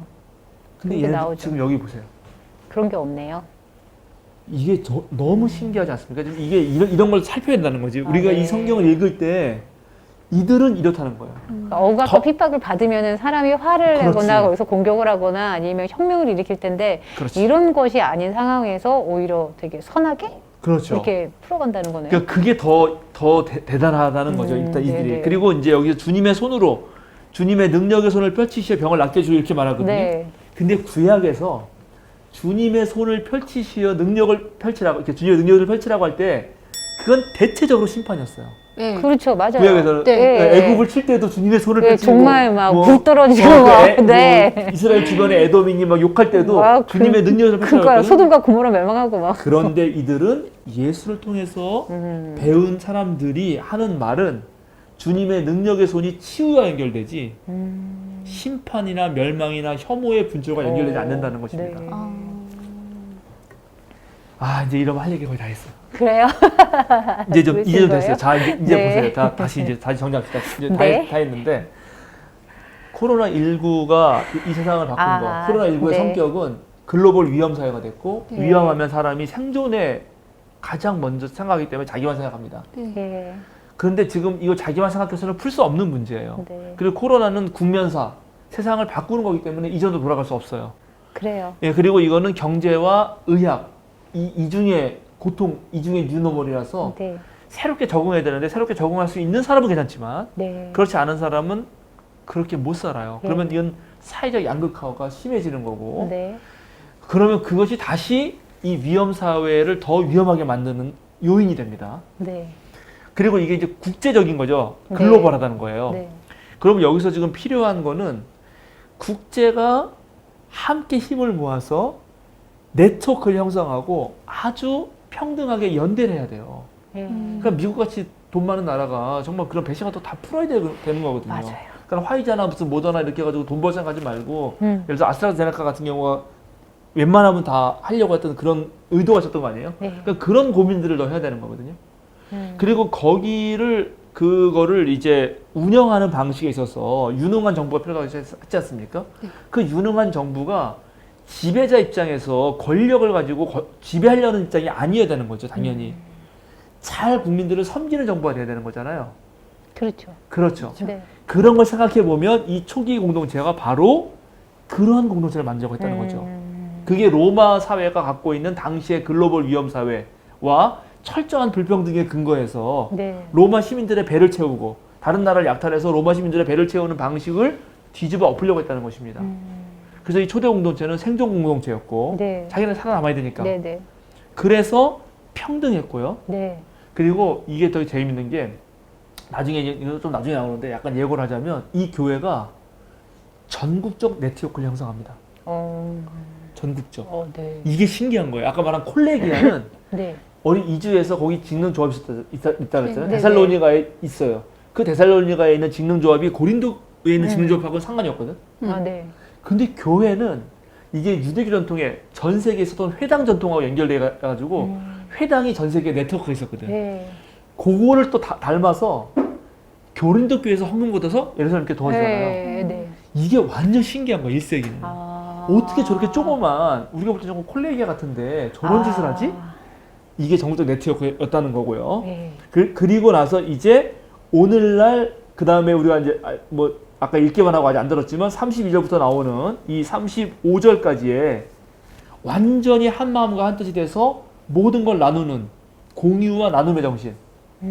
이걸 통해서 완벽하게 아까 말한 사회적 불평등이라든가 양극화 심화의 문제를 해결하려고 하는 거죠. 이 본문에서 제일 중요한 거는 34절입니다. 그들 가운데는 가난한 사람이 한 사람도 없었다. 그러니까요. 저 읽으면서 약간 주춤했던 부분이 이 부분이었어요. 이게 끝내주는 거예요. 네? 누구나 당연히 부자도 없겠지. 근데 솔직히 가난한 사람이 없어서 가난한 사람이 없는 게 아니라 가난한 사람이 들어와도 가난하지 않았다는 얘기인 거잖아요. 그런 거죠. 그렇죠. 그러니까 이거는 가난을 느끼지 못했다 이렇게 말해도 네. 좋아요. 이 사람들이 뭐 얼마나 돈을 벌었겠어요. 그러니까요. 네, 얼마나. 지난번에 우리가 2장 할 때 좀 다뤘거든요. 네. 똑같은 본문이기 때문에. 그러니까 이런 능력을 통해서 지금 새로운 공동체가 어떤 힘을 발휘하기 시작한다. 그러니까 가진 사람이 음, 땅이나 집을 음, 팔아서 음. 가져온 거잖아요. 그렇죠. 이게 더 그렇죠. 아, 물론 그렇죠. 그래서 가난한 사람이 물론 없었던 그렇죠. 거죠. 그래서 가난한 사람이 없는 거죠. 네. 그리고 거기에 대표적인 예로 지금 이제 바나바를 들이밀죠. 네. 요건 다음에 또 더 얘기할 거기 때문에 바나바가 땅을 팔거든. 네. 그죠? 네. 네, 판도를 가져다가 했는데 네. 그 중에 바나바가 밭을 팔아서 그죠? 네네. 땅을 팔아서 내놓는단 말이죠. 네, 그러니까 네. 이게 하나의 엄청난 상징적 의미가 되는 거예요. 그죠? 예, 동산만 가져온 게 아니라 부동산을 가져왔다는 거죠. 팔아서. 아, 예. 어쨌든 간에. 그런데 네. 이제 이렇게 하면서 이들이 또 놀라웠던 건 뭐냐면 이런 걸 만들면서 가장 강력하게 기도했던 것이 바로 종교적으로 담대하게 선포했다는 것입니다. 그죠? 계속. 이들이 기도한 것도 그거 아니에요? 주님의 종들이 참으로 담대하게 주님의 말씀을 말할 수 있게 해주십시오. 네. 라고 했고 또 실제로 31절 그래서 그런 기도를 마치니까 그들이 모여있는 곳이 흔들리고 네. 그들은 모두 성령으로 충만해서 하나님의 말씀을 또 어떻게? 담대히 말하게 되었다. 네. 이게 대단한 거죠. 이게 정말 대단한 겁니다. 그리고 똑같이 이거는 우리가 사도행전 2장에서 봤던 오순절 성령 강림 사건과 똑같죠. 네, 네. 지진이 흔들렸다는 것은 신적 개입이 있었다는 거고 그래서 성령이 충만했는데 성령 충만은 뭐라고요? 곧바로 말씀 선포했다는 것입니다. 네. 그리고 바로 이렇게 성령이 충만해서 제일 처음 베드로가 딱 식지 않았는데 일어나서 말할 때도 우리 성경에는 자신 있게 말했다고 나와요. 네. 근데 그것도 원어는 담대하게 해요. 그리고 사도행전이 찾아볼까요? 28장 30절 31절 읽어주세요. 바울은 자기가 얻은 셋집에서 꼭 2해 동안 지내면서 자기를 찾아오는 모든 사람을 맞아들였다. 그는 아무런 방해도 받지 않고 아주 담대하게 하나님 나라를 전하고 주 예수 그리스도에 관한 일들을 가르쳤다. 예, 그렇죠. 여기도 마지막으로 담대하게 가르쳤다라는 걸로 끝나잖아요. 네. 사도행전은 담대하게 말하는 걸로 시작해서 담대하게 전파하는 걸로 끝납니다. 네. 당연히 이해가 되죠. 이들의 고민이 뭐인지 이해되시죠? 자, 우리가 코로나19를 어떻게 극복할 수 있을까? 정말 철저하게 우리 모든 기업과 국가가 완전히 생태적 회심을 해야 됩니다. 어떤 면에 정말 그래요. 이거는 무슨 석탄 이런 거 해가지고 나오는 모든 물품 다 바꿔야 되거든요. 그렇지 않으면 우리 이제 다 죽어요, 네. 사실은. 그러니까 이런 얘기를 계속 해야 되거든. 우리 평안함 아카데미에서 앞으로 나오겠지만 그 환경 네. 강의하신 분 있잖아요. 네, 네. 얼마나 열정을 가지고 열정 말씀하시네요. 가지세요. 이거는 네. 이런 걸 계속 얘기하듯이 얘기해야 되고 그리고 이제 이런 상황에서 코로나가 갖고 있는 불평등성을 심화시킨 거를 네. 어떻게 평등하게 만들 것인가. 아, 그래서 얘들은 직접 보여주잖아요. 어떻게? 가진 자가 내려놓고 네. 다 사람들이 필요에 따라서 가져간 거죠. 가져가고. 네. 그래서 예수님의 복음의 말씀이 이 사회적으로 화육했다. 화육. 사회에 직접 실현됐다는 거죠. 네. 구체적으로. 네. 그래서 여기에 이런 초대 교회의 이 경험, 즉 예수님이 맨 처음에 오셔서 함께 둘러앉아서 밥 먹었던 경험이 지금 이런 방식으로 어떤 사회 제도 안에서 뿌리를 내리면서 점점 자라난 거고 그게 로마 제국 질서가 추구했던 계급 질서를 조금씩 야금씩 먹어 들어갔던 거예요. 그리고 그게 겨자씨처럼 옆으로 퍼져서 로마를 뒤집어 엎은 거지. 그리고 그 정신이 지금까지 내려온 거예요, 사실은. 그래서 여러분이 자유로운 개인의 평등한 공동체를 꿈꾸는 거지. 네. 이게 없으면은 여전히 여러분은 선 씨가 형씨입니다. 양 씨는 양반인가요? 상인인가요? 모릅니다. 몰라요? 네. 예, 예를 들어서 난 이 씨다. 난 왕손이다. 조선 뭐 이렇게 하면은 민씨. 여기도 뭐 그렇다. 그러면은 우리는 괜찮네. 근데 가만 봤더니 족보를 200년 때 산 거다. 그렇죠. 200년 전에. 아, 그렇죠. 그럴 수 있죠. 지금도 반말을 못 어린애가 왕족이라고 해서 나한테 반말하고 나는 존댓말 해야 되고 그렇게 사는 세상을 생각해 보세요. 언제든지 그런 신분 질서에 위에 있는 사람들이 내 거 와서 뺏어간다. 난 능력이 출중해도 나는 시험 같은 것도 못 봐요. 아예 들어갈 수가 없어요. 거기 귀족만 가는 곳이니까. 그런데 이런 사회를 생각해 보면서 이거를 읽어야 된다는 거죠. 네. 그러니까 이거를 만드신 분들의 이 담대한 노력, 이들의 하나님 믿는 신앙, 그것도 특별히 천지 창조하신 하나님 믿는 신앙, 이런 신앙 없이는 이게 불가능했다는 것입니다. 이제 제가 왜 포스트 코로나와 초대교회를 얘기했는지 이해하시겠죠? 안 되나? 조금 알 것 같아요. 조금 할 것 자, 같아요. 이제, 저도 네, 조금 할 것 같아요. 얘기를 좀 하시고 마치죠 이제.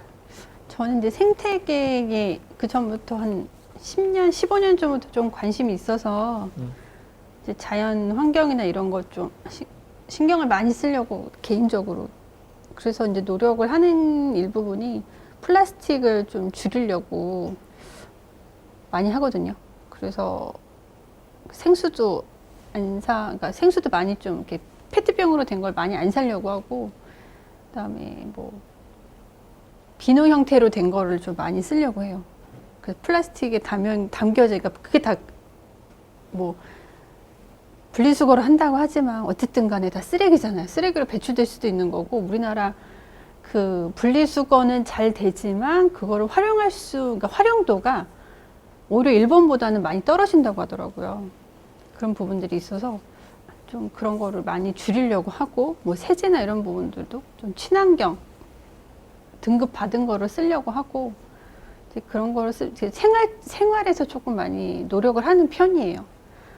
그래서 이제 그런 거를 친구들한테 얘기를 해도 별로 잘 귀담아 듣진 않더라고요. 그런 부분들은. 그래서 그 코로나가 어떤 그 생태계가 무너져서 발생을 했다고 하잖아요.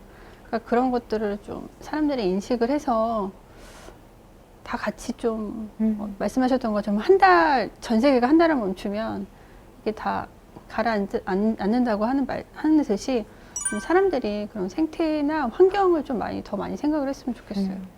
태선이 얼마 남지 않았잖아요.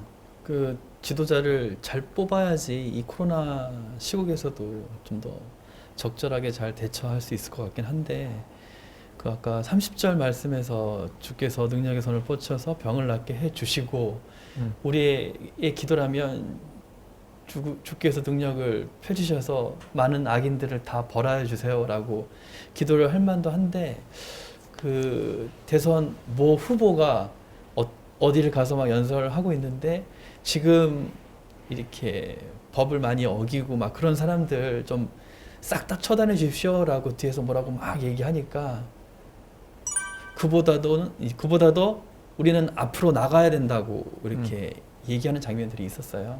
그래서 벌하는 사람들도 중요하긴 하지만 그 벌하는 사람들 때문에 우리 전체적인 그 사회에 중요한 부분을 놓치는 것보다 훨씬 중요하지 않으니 그 후보가 만약 대통령이 된다면 처단을 하겠죠.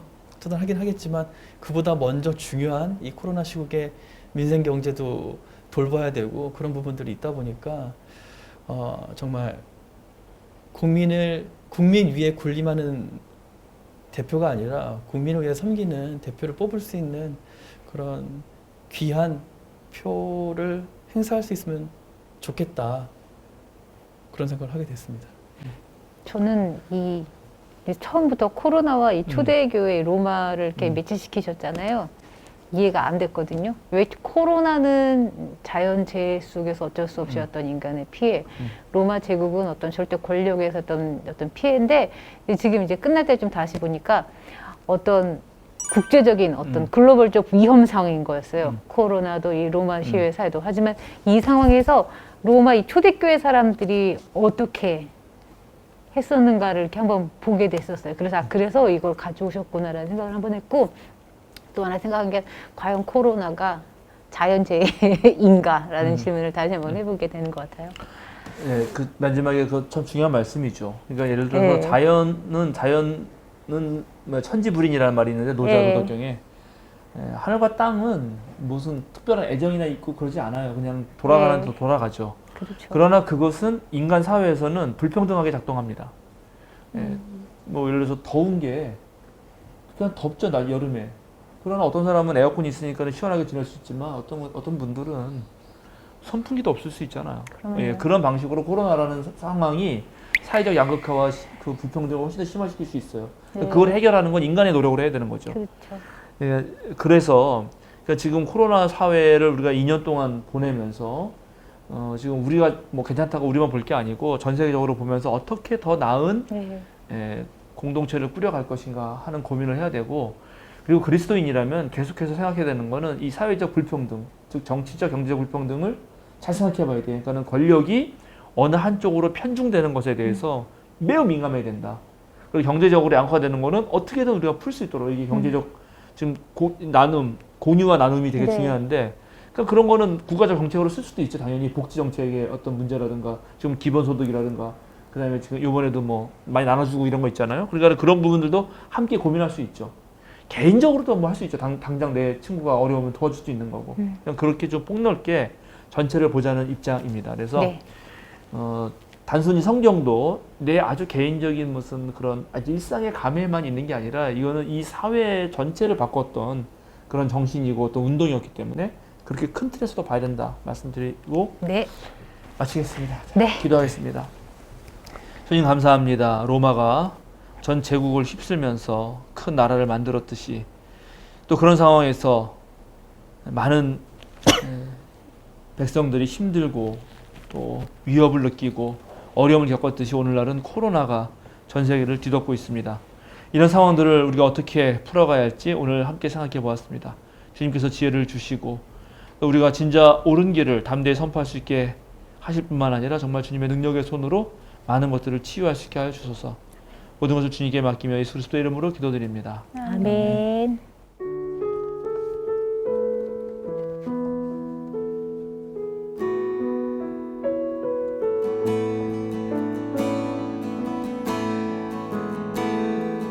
교회여 일어나라 주께서 부르시니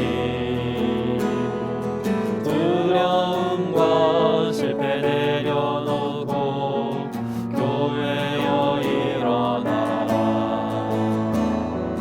교회여 일어나라 주께서 보내시니 우리를